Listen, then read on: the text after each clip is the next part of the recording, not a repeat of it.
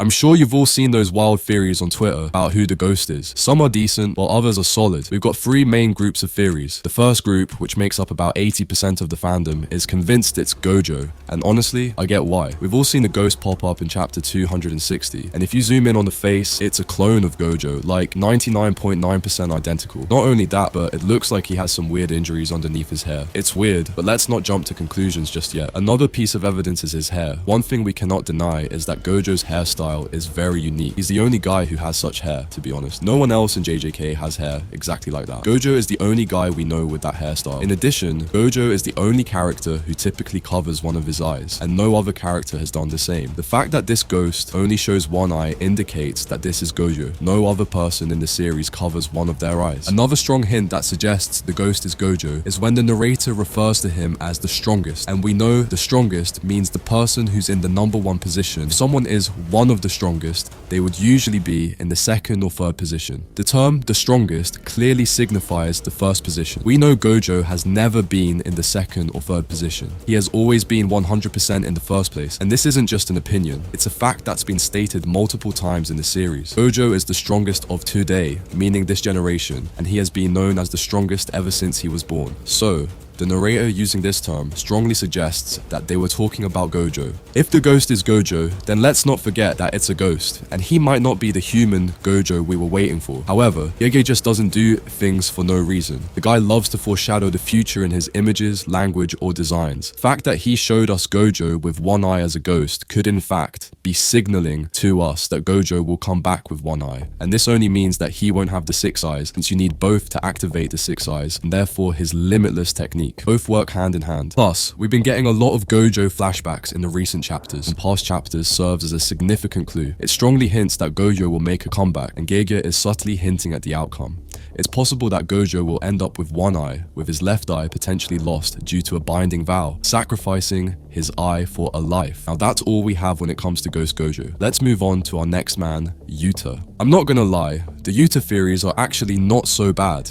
A small percentage of people believe Yuta is the ghost. The Ghost Yuta crew believes that since Yuta is a relative of Gojo and a descendant of Sugawara no Michizan, he could awaken the 6 eyes at any time. This could mean that Sukuna sees Gojo in the dust, but it's actually Yuta. This theory seems like a math equation, but let's break it down. Unless Yuta has some shape-shifting abilities, I don't know how he could end up looking like Gojo after awakening the 6 eyes. On top of that, he needs Limitless to activate domain expansion. So even if Yuta has the 6 eyes, without the Limitless curse technique, he won't be able to access or use Infinite Void. 6 eyes need Limitless, and Limitless needs 6 eyes. Let's not forget that only those who possess the 6 eyes can truly master the power of the Limitless. Another point to add is that Yuta is not the strongest. When the narrator refers to the strongest, it typically means the character at the top, the #1 position.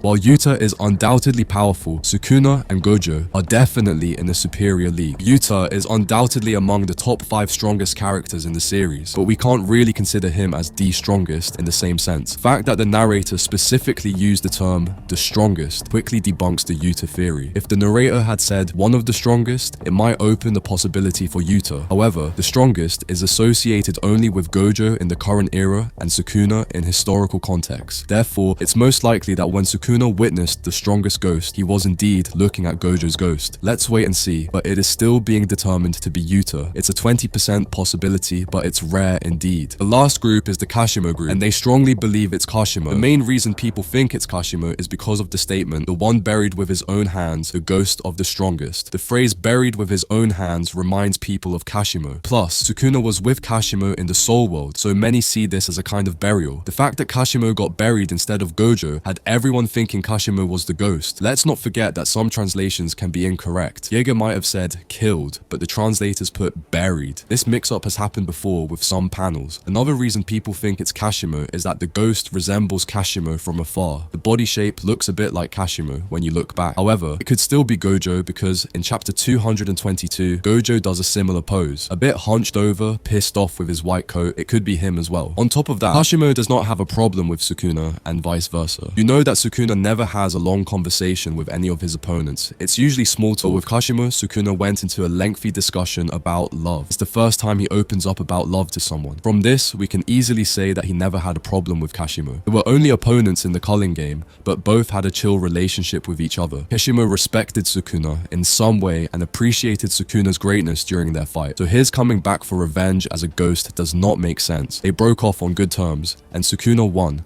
So Kashimo, being one of the strongest, already knew Sukuna would win. It was something he expected, so he holds no grudges against what has happened. We know it is highly unlikely to be Kashimo, but we will give it 50% because Gege cannot be trusted. Everything I've stated strongly hints that the ghost is Gojo. Hints are too strong to ignore. The fact that the narrator said that the eyes don't lie can suggest that he is talking about the 6 eyes. Why would he bring up eyes for Kashimo or Yuta when they have normal human eyes? Nothing special like the 6 eyes. Also, in the panel, we see that Ghost is saying domain expansion. If it's Gojo, then we can expect him to have said domain expansion. Thanks to Yusuf, Alan, and a bunch of other good people, we have some wild theories, and they might actually be confirmed next week. We all have seen Sukuna form the hand seal. However, the word domain expansion does not come out of his mouth. It appears behind a black background. We learned that the black background is usually used when other characters speak, like what we see with Hana. So we can assume that the word domain expansion was spoken by Ghost Gojo, not Sukuna. If Sukuna had said it, we would have seen the malevolent shrine manifest right then and there, but it didn't. This could mean that before Gojo was split by World Cutting Slash, he devised a plan to save Megumi using his DE after discovering